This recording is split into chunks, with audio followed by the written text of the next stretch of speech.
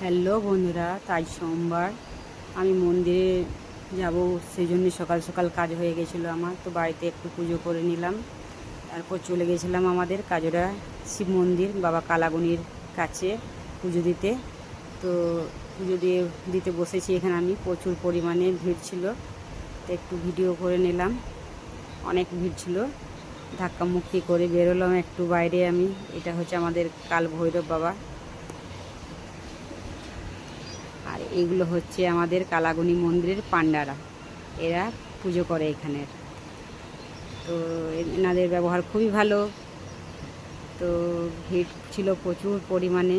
তো এরা বলছিল, একসাথে বলছিল জয় বাবা কালাগুনি। তো এগুলো আমাদের কাজরের পান্ডারা। এইটা হচ্ছে আমাদের মন্দিরের ভেতরটা, ছোট বড় মিলে শিবলিঙ্গ অনেকই আছে। তো এখানে নিজের হাতে পুজো হয় না, পান্ডাদেরকে দিতে হয়। আমাদের কাজরা গ্রামে বাবা কালাগুনি মন্দির খুবই সুন্দর, খুবই জাগ্রত মন্দির। তোমরা কে কোথায় থেকে দেখছো একটু কমেন্ট করো প্লিজ।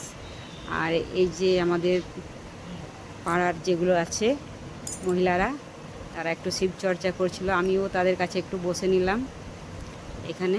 আর এটা হচ্ছে রাধা গোবিন্দ মন্দির, আমাদের শিব মন্দিরের ভেতরেই আছে এটা রাধা গোবিন্দ মন্দির। তোমরা চাইলেও এখানেও পুজো দিতে পারো।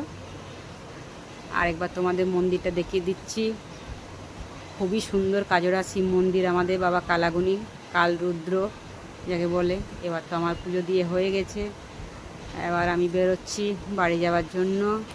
প্রণাম করে নিলাম বাবাকে, আস্তে আস্তে বেরোচ্ছি।